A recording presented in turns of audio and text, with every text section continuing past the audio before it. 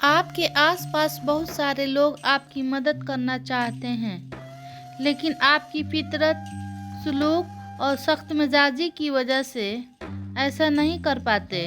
انسان کردار کے لحاظ سے جتنا بھی مخلص اور نیک نیت کیوں نہ ہو، سامنے والا اس کو ہمیشہ اپنے سمجھ کے ترازو میں تولتا ہے۔ کچھ لوگ آپ سے نفرت اور حسد اس وجہ سے صرف کرتے ہیں کہ آپ کی موجودگی ان کے وجود کو کم کر دیتی ہے۔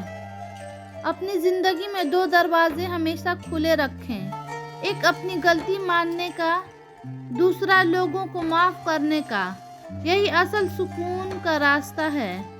ایسے لوگوں سے کنارہ کیجیے جن کی گفتگو کا موضوع دوسرے کی ذات ہو۔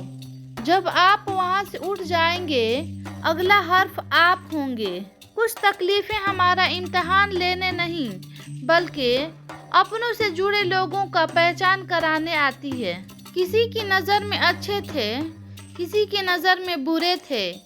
حقیقت میں جو جیسا تھا، ہم اس کی نظر میں ویسے تھے۔ ہر چیز کا صدقہ ہوتا ہے، اور عقل کا صدقہ یہ ہے کہ جاہل کی بات سن کر برداشت کی جائے۔ کسی کا دل نہ دکھانا، اس نے صبر کر لیا تو تیرے لیے مسائل بن جائے گا۔ ہر بات سنتے ہی یقین مت کر لیا کرو، کیونکہ جھوٹ سچ سے زیادہ جلدی پھیلتا ہے۔ یا اللہ، ہمیں توبہ کے وقت ایسا رونا عطا فرما جو دل کی گہرائیوں سے نکلے، اور اس طرح نکلے کہ تجھے ہم پہ ترس آ جائے اور تو ہمیں معاف فرما۔